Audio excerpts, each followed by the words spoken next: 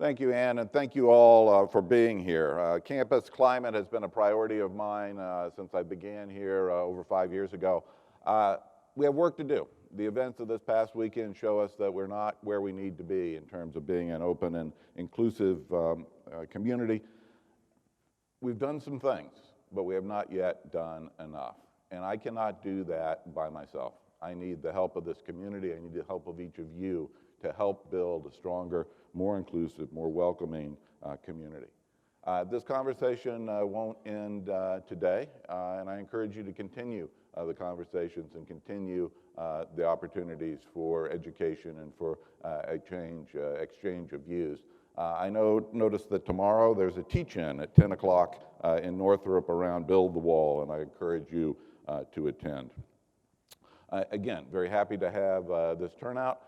Look forward to conversations not only with you, with me, but you with each other and with others of my senior leadership team who are here. We want to advance this conversation. We want to get better together. And to tee off that conversation, I will ask Professor Teddy Potter from the School of Nursing to join me and kick us off with some of her observations, and then we'll open to general comments.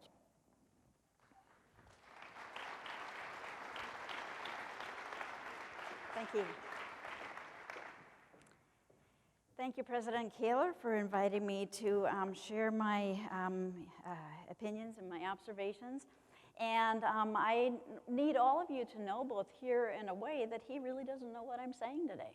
And that's pretty courageous for a leader. It's oftentimes scripted. It's oftentimes said, you need to mention these 4 things, or you need to not say these things, and I was never told that. So I come with my heart, I come with my beliefs, I come with my values, and my understanding that we can do better. A couple weeks ago, I brought my students, a little bit about myself. I'm faculty at the School of Nursing. I coordinate the Doctor of Nursing practice in health innovation and leadership. So I had my first year students, my first year graduate students on campus, and I brought them to my favorite place on campus, which is the far end of the Scholars Walk, where you get to see all the innovation that has occurred. You get to see that the university has produced scientists that have saved lives, people that have developed equipment such as the pacemaker, that we have produced leaders who have been executive director of the NAACP, that we have produced leaders that have become vice presidents. And best of all, perhaps, we've produced Garrison Keillor.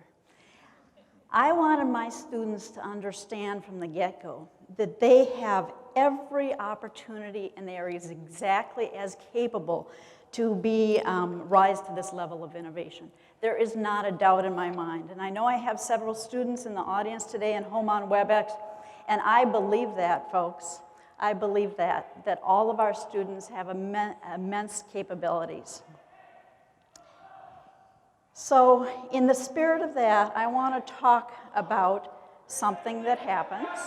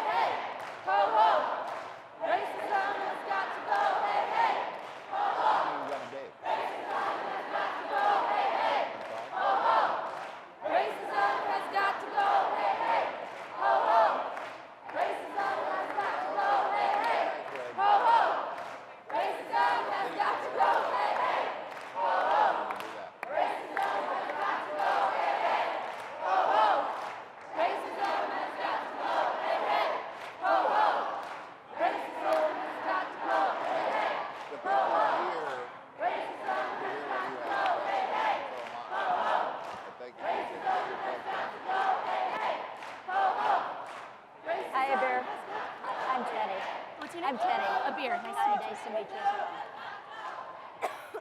Circle up. You have arrived.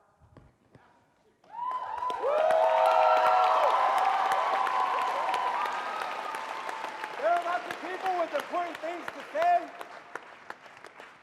There are lots of people with important things to say, but we had to make sure that this conversation was grounded, was centering the people Thanks. We had to frame this in a way that centered the experience of those most aggrieved and most affected by what's happening, which often does not happen in these campus climate conversations. So we had to change the way that we start to have a conversation. Because oftentimes, we're talking from a place where we don't have a place to speak. So I'm here up on the mic, looking at a lot of people looking at me. So what I'd like to acknowledge is that it takes a lot of courage for the folks that you see circled around you to enter a space, to disrupt it, and to call attention to something that's problematic and that's wrong. So I would like to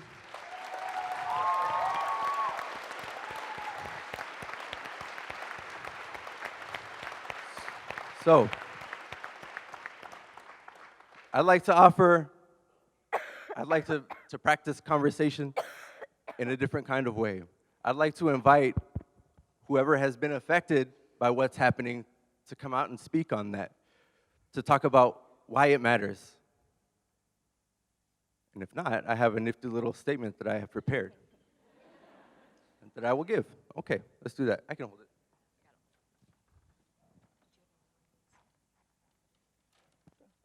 Some of you have already heard this. So I want to think about statements. I speak today on behalf of a number of people in the Twin Cities community. Some have passed on from this world, and others remain with us. And I'd like together to have a moment of silence for Jesus Estrada Perez, to remember his activism and the fact that he died in a Nebraska jail because folks weren't prepared to deal with the kinds of baggage that comes from people dealing with the carceral state, okay? So there's one thing.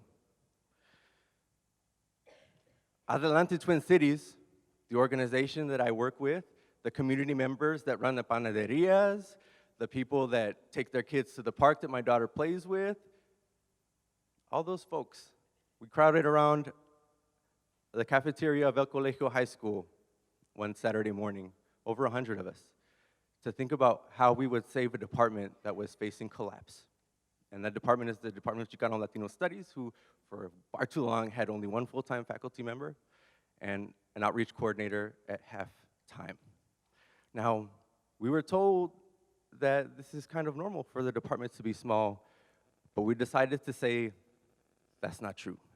That should not be normal. And if that is indeed our normal, then we need to have a bigger conversation. And we had that conversation inside your office, President Kaler, and then we continued that conversation in Hennepin County Jail that following evening with Who's Diversity. And this is a conversation that has continued with the 6 students that were arrested during the Board of Regents meeting. I've gone off script if you haven't noticed. But what I want to say is that how do we have a conversation where we are not just tooting our own horns, where we're not just filling space? This was a scheduled event, right? How do we reach out and really deal with what people are going through, right? We talk about this as a free speech issue and that the ground from which I stand is equal to the ground on which you stand, which is not true. So I would argue that that vandalism, that stop white supremacy vandalism, is actually speaking a lot of truth, right? Because we do not speak on equal platforms, okay? I would not have been able to take the stage like this if I didn't have all these homies over here backing me up and making me feel safe to do so. So how do we have a conversation that is substantive, that is centering the people most affected by what is happening? And that's the challenge I put. And it's not going to be in these campus climate conversations because campus climate already is a euphemism that's masking the real issues, right? Racism, xenophobia, transphobia. So I've got severe cotton mouth, and I can't probably get any more words out of my mouth, so I'm asking somebody else to come up here and take the mic. Let's have a conversation like this.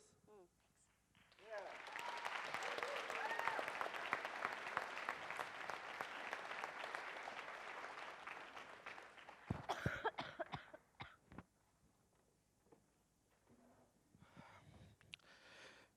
As a first-generation Mexican-American student, graduate student here on campus, I feel directly impacted by the hate speech, because that's what it is. It is not free speech, right? If we look at the definition of what hate speech is, it's speech that impacts a community based on, impacts disproportionately a community impacted either by race, religion, gender, etc. This is hate speech. And the President Kaler's letter dismissing our feelings, because that's what it was, dismissing the feelings of Latino Chicano students on campus, and acknowledge or labeling the college Republicans' freedom of speech is a false notion. It is hate speech.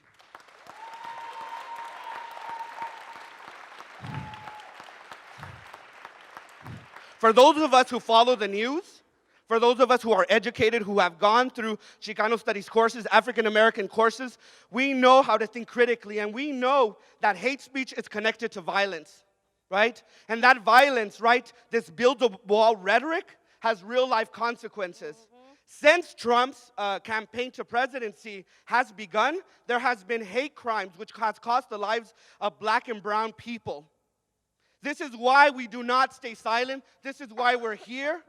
Because we believe that we have a voice and that it should not be silent under the notion of free speech. That is a false idea that we have bought into here in the United States.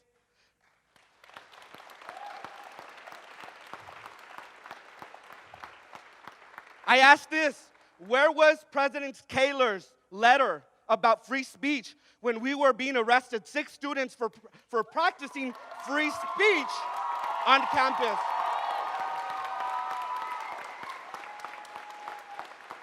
Where was he when we were being handcuffed?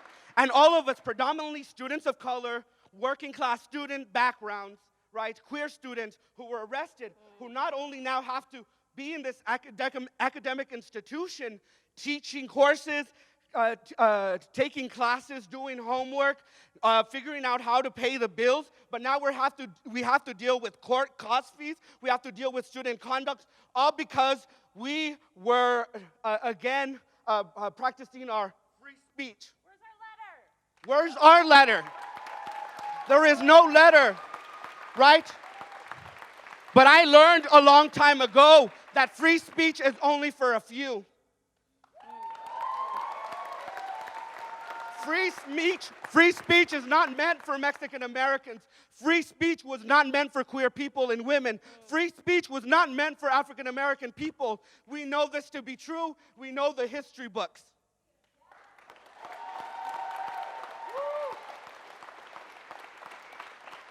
Right?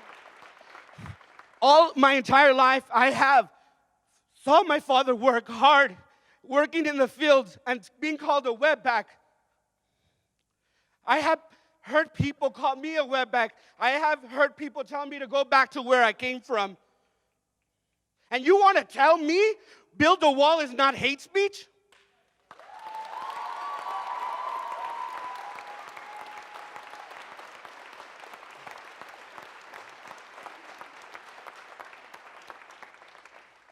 We are here not because we want to cause chaos.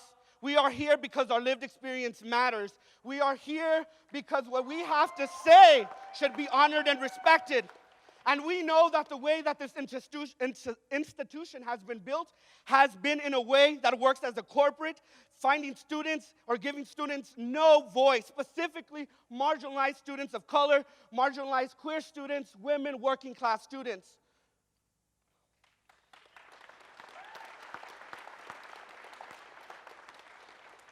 I want the university, I want the college Republicans, and I want Kaler to, again, really think about the life consequences.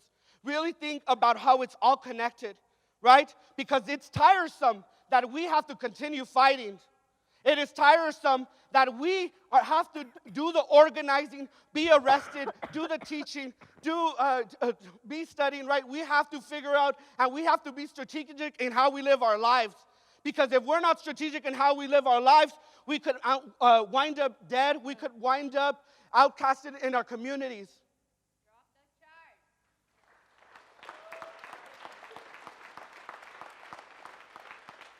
I would also like, and again, we do not stand alone. There are several faculty across this campus and other academic institutions that all of us are connected, that are looking on to this campus and saying, what is going on? What is happening? Students of color are being marginalized. And I ask you if you want that, if you want that in your name. Sir.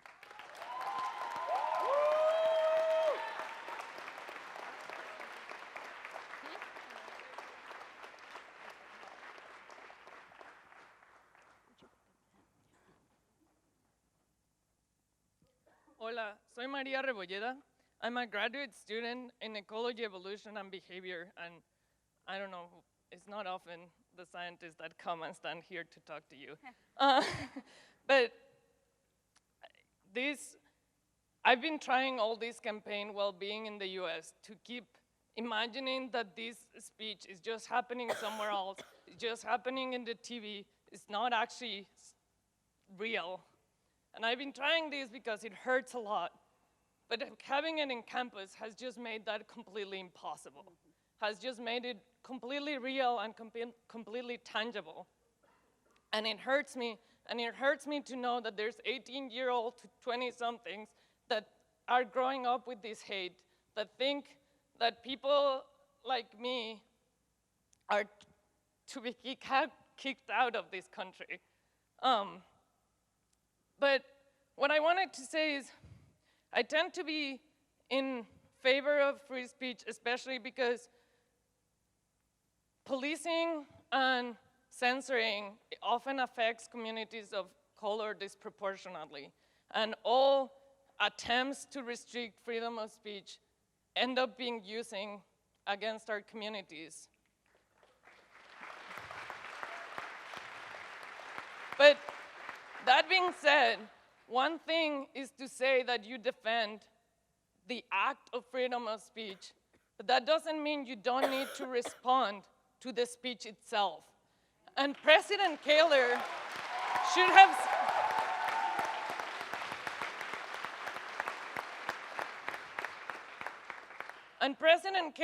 have said in his letter that this is not the views of the university, that the university condemns this speech, and that what this message is not welcoming to our communities, is not what the university thinks. And even when defending freedom of speech, you can condemn what the message says. And this is a condemnable message that needed to be in our letter.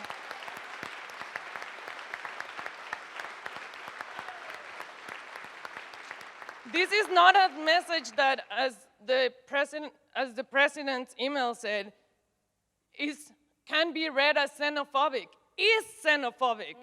It's not an interpretation. Woo-hoo! Thank you. Thank you.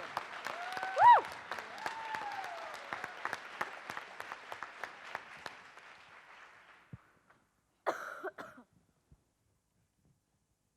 My name is Samaya Muhammad. I am a sophomore here at the University of Minnesota. I'm here today because I want President Kaler to see all the people his email hurt.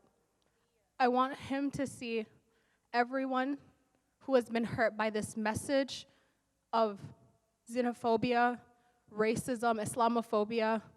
I want him to see that freedom of speech is not hate speech. Freedom of speech, it seems like we grew up like understanding that freedom of speech only belongs to a few people.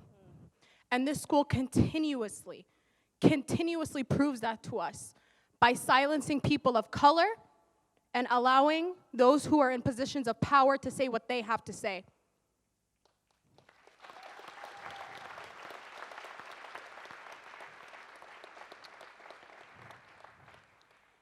Build a wall, that's a phrase telling us that we are not wanted, that we are not heard, we are not cared for, that we mean nothing. It is said by a man who wants to kill all Muslims and separate families. It is not just a political statement.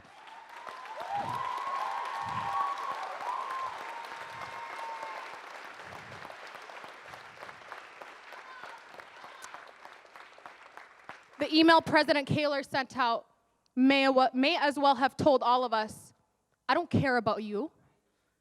I don't care about your rights, your freedoms. I don't care about how you feel or what you experience in this campus. And it's on a bridge that we have to pass to our classes, each and every single one of us has to pass this bridge, has to pass this statement every single day for an entire year. So let's be honest, this was never about freedom of speech. This was never about freedom of speech. It was always about silencing us and silencing what we have to say. And never in the history of this country have words just been words, as said by Abir.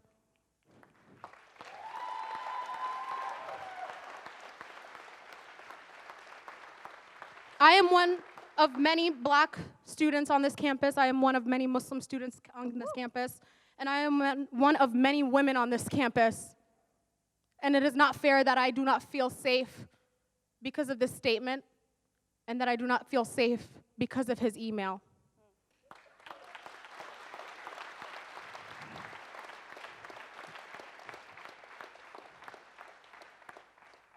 And I just want you all to know, all of you here today, that you are important. An email doesn't have to tell us that.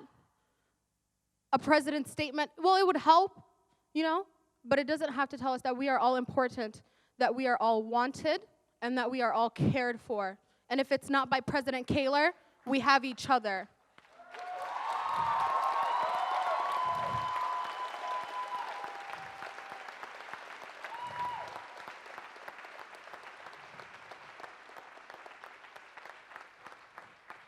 I don't know if you can tell, like, this isn't practice or anything like that, but I'm just really angry.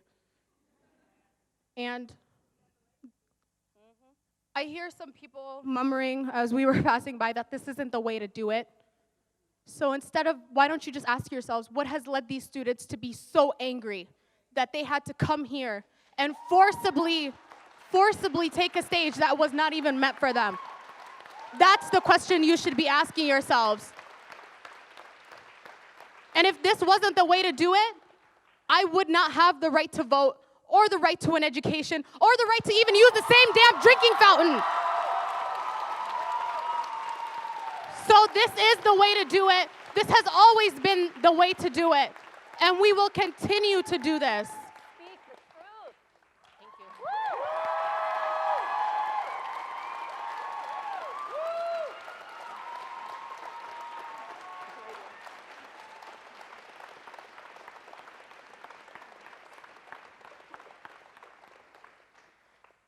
Hola, me llamo Anastasia. I was born and immigrated directly from Argentina. I'm a freshman here at the university. I just want to say that those three words, build the wall, hold so much more meaning than build the wall. What it tells me when I walk past that panel is that I am not welcome here, I am not wanted here. And the part that saddens me the most is the hypocrisy shown by the university in arresting those 6 students back in June and limiting their free speech on private property, but not doing anything about this. So I just forgot what I was gonna say, but that was mostly it. The hypocrisy shown by the university is completely outrageous to me, that in some instances they are willing to limit free speech, and in others, when it directly affects people of color and marginalized parties, suddenly it's free speech and they can say whatever they want. And I don't think that is acceptable, and I think that it's wonderful that we're all here to try and change that today. Thank you, George.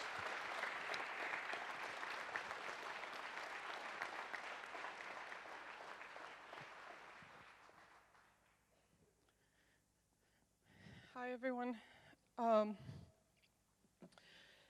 Seeing that statement on the bridge reminded me, and the whole conversation around whether this is freedom of speech, I really feel like that statement, again, like other folks have said, was not just a statement, but also a threat towards violence, right? Because we have seen, as some of the other folks have said, that these kinds of statements are the very same statements that are used when people are being kicked on the floor, when people are being killed, and when people are being shot at, right? Afterwards, when the president criticized the vandalism that happened, as as imposing on freedom of speech, I was really wrecked by that because I remember a time period in our history in the US when crosses were burned on people's lawns and nooses were hung, still to this day on this campus, to threaten people, to threaten specifically Black folks, but this specifically was a threat, in my view, was a statement against immigrant communities, right? Are we supposed to let nooses hang from trees? Are we supposed to let crosses burn? Are we supposed to let a statement like this stand on our campus when our president is not himself willing to call it out, but also willing to ask for this kind of message to be taken down? So I really want us to think about that. What it means to have reminders like that on campus to force students to walk by those things and to say it's their freedom of speech to say those kinds of things. It's their freedom of speech to support, these kinds of statements that very much are speaking to the kind of violence that should occur. Because believe me, that wall already represents hundreds of deaths that have happened. Many of us know people who have died on that border. People who have been raped along that border, people who have been killed.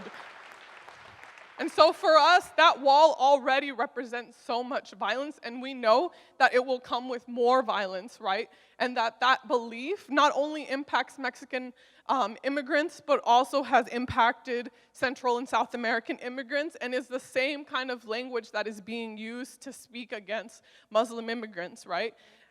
I want to also make very clear that the threat of violence is not just imagined, right? President Kaler himself acknowledged the xenophobia that drove the shooting that happened in Cedar Riverside when 5 Somali youth were shot at by a white supremacist. That happened steps from this university, right? That kind of violence is real. That kind of violence is the kind of violence that Somali people are experiencing. And we're expected to just look the other way and pretend as though this is not happening. The college Republicans are a recognized group. That space is they were given permission to paint, on that wall. And they are very much exercising their freedom of speech, supposedly, through means that are allowed by the university. But again, as other people have pointed, we have to take the stage. Even here, some of us are already under, will have to potentially face consequences for taking a stage that is not ours, right? Or not supposedly considered ours. So I really want to ask President Kaler to really think about how you will respond to our presence here, right? How you will respond to those people who are employed, because people have lost jobs at this university, right? There's even a lawsuit pending against this university for somebody who spoke out against racial descriptors being used at this university. So the fear for us to speak out is very real, but I don't sense that there is that kind of condemnation of what's happening and the kind of conversations that the college Republicans are creating on campus, right? So again, I would also like President Kaler to consider what it means for this time to be given to students and to not act as though this isn't an appropriate time to be talking, an appropriate way to discuss campus climate, because this is the way it should be talked about, right? It should include all of our voices, and it should include those folks who have been marginalized on this campus. Thank you. Thank you.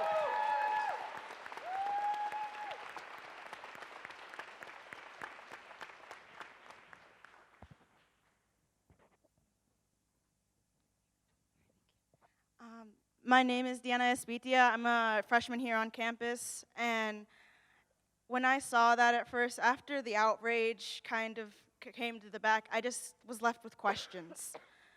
As I graduated from high school, I still have many people who still look up to me, asking me, what can I do to better my experience in college? What kind of university should I be looking at? And all I can think of is, how can I tell them that they can be safe here? How can I tell them that they will be accepted here? because I know that throughout their entire education so far that they've had to deal with problems with racist teachers, with teachers not wanting to accept that they the accents, that they have families back home that they have to care for, that they have to think about one day when they'll be able to take care of them, because they came here, they struggled to get here so that they could bring us up. I think of my parents who work hard every single day so that I can be standing here. And I just want to know, how can I tell so many people, how can I tell my little sister that she will be safe here, that she will be accepted here, that there are spaces for us, that we don't have to keep on building them, because it's a continuous struggle, and it seems like it's just going to keep being that way, that we have to keep building our spaces instead of them being available to us like they are for so many others. Thanks for your courage.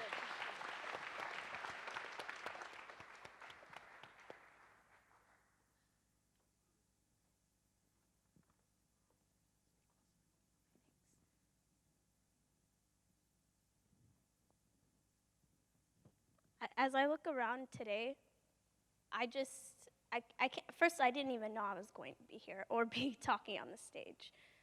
But President Kaler and everyone here, I just want you to know that your email not only did hurt us, but it did made a big impact to us. And on top of that, when I promised myself not to cry, don't cry. Okay. We have other things to worry about. You know, we come here for school. Not only is it expensive, I mean, I transferred here. It's very expensive. I got, to work. Right now, I should be at work, but I came here. You know what I mean? I want you to know how big of an issue this is. We shouldn't be worrying about our safety. We shouldn't be worrying about questioning our identities. And, this, just seeing that, build the wall, it really affected me because I even had to explain to my mom what that meant. For people like me, first of all, I was born here. I don't want people to think, other students, if they're wearing a hijab or not, or how they look, that they're not American. Even if they did go and take a test to be a naturalized or a citizen in general. We're citizens of this community, we're citizens of this country, and this is our country as well. And what I just wanted to let you know while I'm looking at you is that I'm hurt, we're hurt, and what we need to think about right now is a step forward to better things, leadership. How about that? Let's focus on that. Well, as leaders, we make decisions that sometimes are hard. We have to make decisions that we might not agree with. But if you see that we're all impacted, and some of us aren't even all here, that feel this way, but if you see that we are sad and that we are hurt, and we have to also, it's not even just the Latinx community, it's everyone, it's Muslims, it's black people, it's everybody that's affected, all the white students that didn't like that message, And now we have to think about, I don't want to think about my safety. I don't want to think about when I come to school, somebody's going to throw water at me or acid or something, anything, you don't know. I don't even know where your office is, so I don't know where you sit, but I'm just letting you know anything can happen. I can't fly away from this situation. And I just wanted to end this with, a great quote from Nelson Mandela, which is, "It is better to lead from behind and put others in front, especially when you celebrate victory, when nice things occur. You take the front line when there is danger, then people will appreciate your leadership." And that's exactly what you need to do going forward from now. I would appreciate that. I would appreciate it.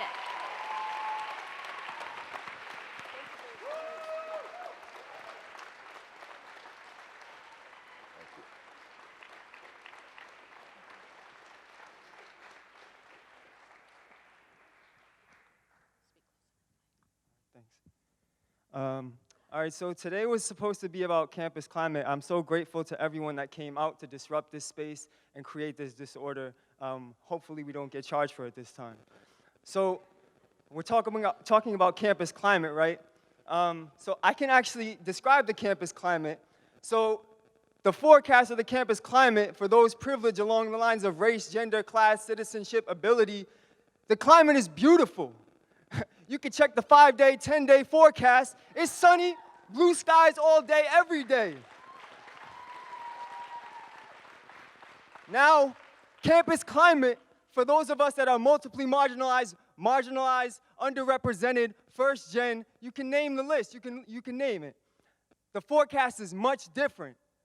We are in an inhospitable climate. The forecast is always gray, rainy, thunderstorms, and lightning every single day in the classrooms that are supposed to be most conducive to our education. So when you come up and essentially serve as an apologist for the college Republicans, when you sent your message, you became an apologist for white supremacy. I don't think you understand that. I don't think you understand that.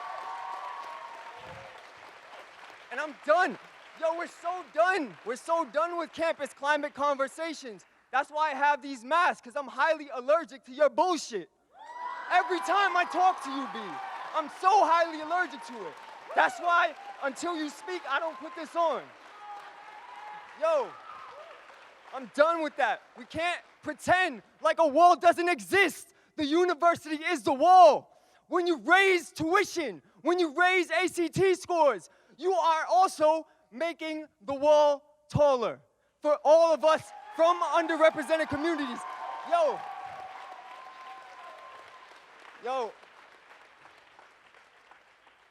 this shirt that I'm wearing is not a fashion statement. It's not a political statement. This is part of my biography, folks. This is for real. People in my life have been deported. People who have brought me up have been deported. All right? So when you become an apologist for white supremacy, xenophobia, anti-immigrant sentiments, I have very little respect for you. The apologies never came to us when you arrested us. Where was the apology then? Then you want to, 2 weeks from now, you're going to give me an award. I'm so, twisted in the mind from that shit. Yo, what is up with that? That's some mixed messages bullshit.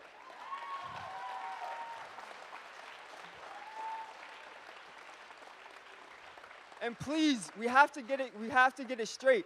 We can't reduce things to conversation, because the universities, I have had administrators after administrators come to me. Rasan, my name is Rasan. Rasan, can we talk about this? Can we talk about this? I want to see things from your perspective. That is reducing systemic inequalities, structural inequalities, systemic racism, systemic gender violence to the individual level. They isolate you, insulate you, and absorb you. So whenever we do act, you see what happens. The outcome has always been the same. The university has done an effective job at rendering student activism meaningless and illegible, invisible. We have affected the change. You all have affected the change as students. Don't forget that. We are not reactivists, we are activists, all right? We take action. I have to go TA a class right now, and that's the pressures of the academy. I don't know what else I was going to say, but I'm so grateful for this space being created. I got that cottonmouth thing that David had, so I got to end now. Thank you.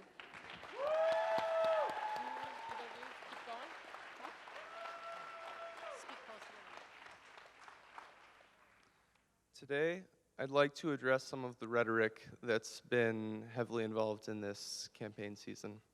Now, Donald Trump is described as being the law and order candidate, that he's going to bring law and order to this country, that this nation was founded on laws. I'd like to say this nation was not founded on laws. This nation was founded on virtues. This nation was founded upon beliefs, upon the belief that all of us should be judged based on our character and what we can contribute. Now, I'd like you to remember that laws are not always just. Slavery, legal. Apartheid, legal. It is not the freedom of speech that we are concerned about. We would like freedom of speech to be maintained. However, we would also like you to use some sense in determining what is just.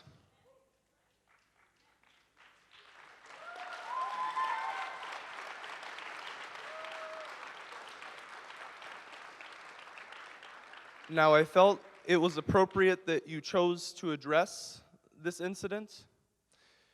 I feel like a lot of us here are concerned that the way you addressed it seemed to indicate that you simply wanted to follow the rules and that you didn't want to reach out and create change within our campus.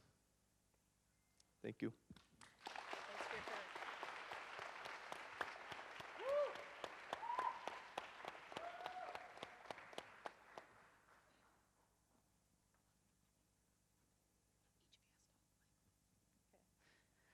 Hi, my name's Elena. And I'm Nora, and we're coming up from Students for Justice in Palestine. And last spring, we had a divestment campaign that we brought to student government. And the day we were actually going to vote on it, there was an email sent out by your office basically shutting us down, and shutting down our free speech, and shutting down our beliefs and what we had to say. And coming from a place of authority, whether anybody wants to like deny or not, you're coming from a place of authority, and it weighs heavily on students' minds. It weighs heavily on how people think and talk, and releasing that and not allowing people to think for themselves really made us wonder where our free speech was. And then reading that email again made us wonder, why is it that there's an email sent out when a majority is hurt or a majority feels silenced?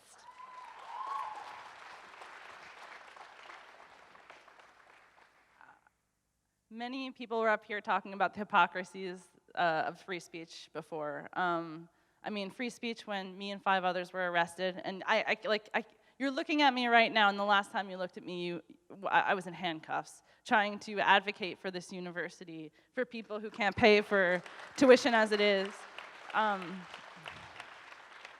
Exercising my right to free speech, political free speech, trying to make this university better and for more people, for everyone. And you criminalize that. So like in that is hypocrisy, that you would defend hate speech and call it free speech, and when it's for the political good, for the social good, it's criminalized. So just in terms of being arrested, of shutting down democracy, this school has student government for a reason. The school has student government to make decisions for the students. They're supposed to be autonomous to make decisions for themselves. And you personally put out a statement saying that you would prefer that, that this didn't happen. I mean, this is a real thing. Like, the wall exists, and this university profits off of it. It invests in companies who built the wall. You're investing off the wall right now. You're profiting off of people's deaths right now. So like when SJP brought that forth to student government, which was supposed to be autonomous, and you defended their adversaries, I just like, that was showing exactly where you stand. So I'm not surprised at all. Like that Build the Wall was up there, that you defended it, because we profit off of it. Your pockets are in that wall. Like,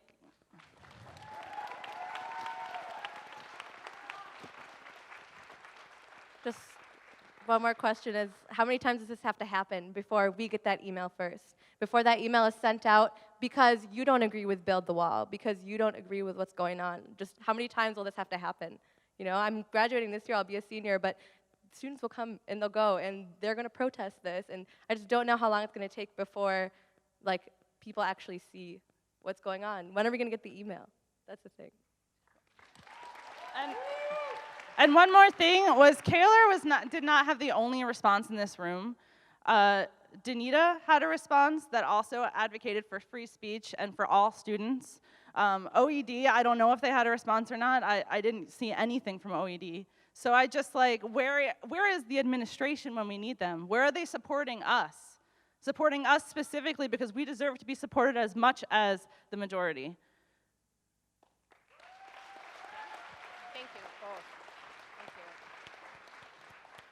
We're almost at 1 o'clock, and I know we have a large online community. Adam, are there any statements or remarks that you can add to the conversation?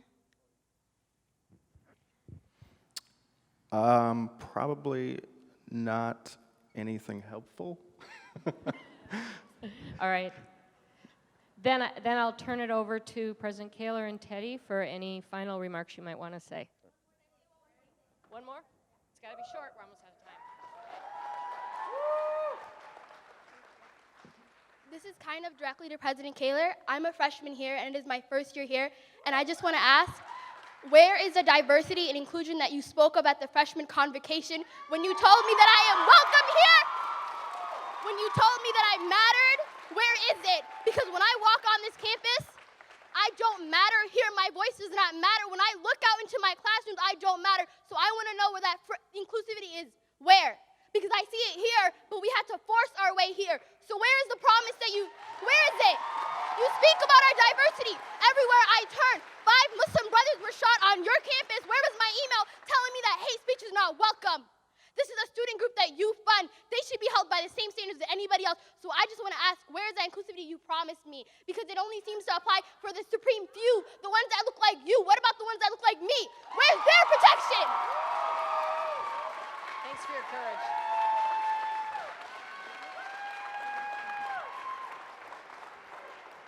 All right, good.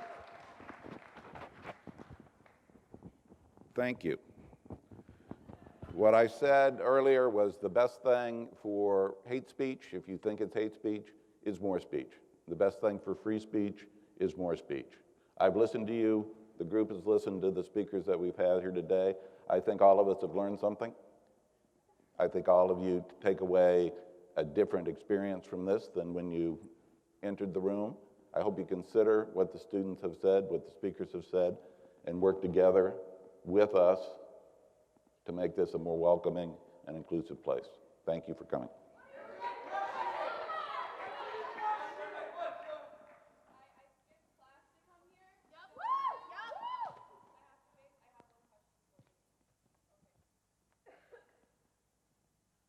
Hi, I'm Kaylin. I met you about a year ago. You said that you remembered me when we talked a little bit ago. It's because I went to your Regents dinner. I was very privileged to be able to do that.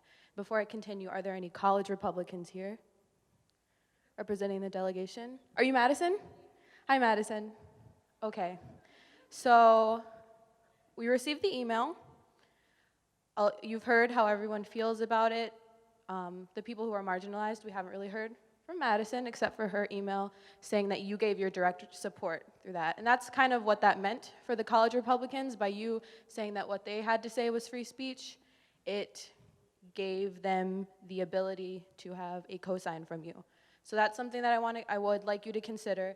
But more importantly, after their panel was vandalized, according to you, and the traditionally Latino sorority and fraternity on campus, after their panel was defaced, and we don't know if it's targeted, but after their panel was defaced, there was not an email sent, and they had to buy their own paint.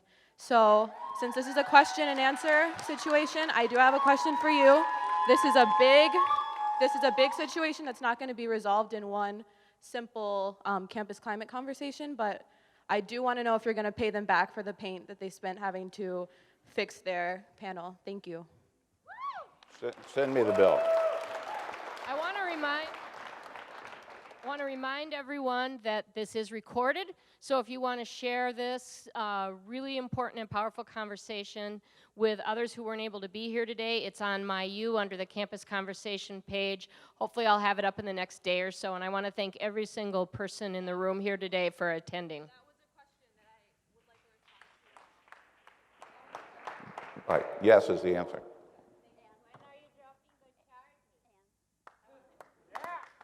Before we go, Professor Potter would like to say something. Yeah, I know people need to go, so go. And if you need to go, I am very grateful to all of the students to be here. As faculty, you're the reason we're here.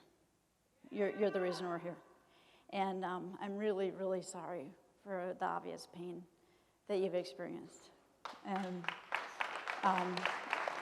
I'm really, really sorry for the future it appears we're creating. It's really ugly. It's really awful.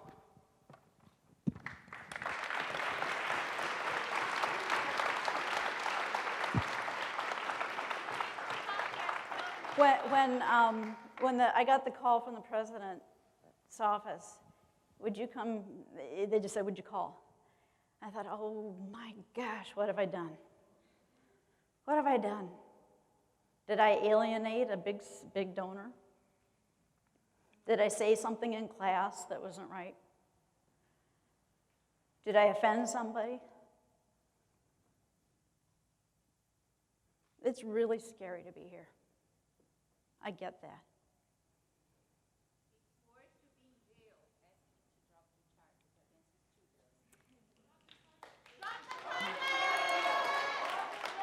If possible, I just want to finish. This is not something I planned, and had pick up my speech off the floor. But we're messed up. We're messed up in big ways. And it has to do with rankism, big and small. Big, it's in bias. It's in building walls, no doubt about it. But in small ways, it's the microabrasions that occur every single day, where we hemorrhage because of those. And I know Dr. Kaler's been the focus of your anger and talk today. But I am too. We all are. If I fail to see somebody, if I don't know my students' names, I've been a rankist. If I think I'm better than somebody because I have more initials behind my name, I'm a rankist. If I think that somebody whose talent and expertise is keeping this place warm, the lights on, the walks shoveled, is less than me, then I'm rankist. This society is messed up. We have eaten or drunk the Kool-Aid of one person is better than another, one group is better than another. And it is going to take massive discussions to figure out how to right it. I appreciate your courage. I appreciate that you had the dignity to come today. I hope you speak out in your classes. I hope you question your curriculum. I hope you ask your faculty really, really tough questions. And I hope you dare to believe that there's some folks that are trying to do something about it. OED classes are fabulous. We started an open access movement for publishing on the campus so that anybody can get their hands on literature and research without having to pay for it. There are many, many things going on, but it's going to need your voices, and it's going to need each one of you and your wisdom and your bright intelligence and your hope. We are messed up, and we have hurt the people that are most important to us. If our future, which is all of you, are afraid to come to campus, the game's over. You can't tell by looking at me. What do you judge by looking at me? I was an AIDS nurse for 15 years.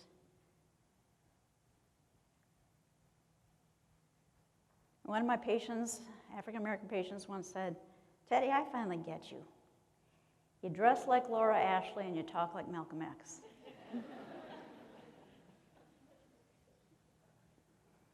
This is who I am. I believe in a better world. I really, really do.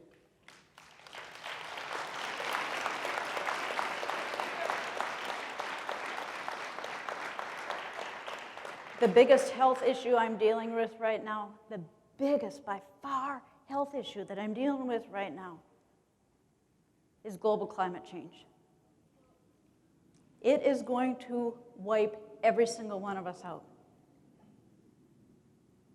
Unless we change the climate. It's going to change. We have to change the climate. We have to change the climate of universities. We have to change the climate of our economic models. We have to change the climate of our geopolitical models. But it's going to take a huge amount of work, and nobody can be kept out of the conversation because it's going to take each one of us. So let's please keep conversing. Thank you for being here. Thank you for talking.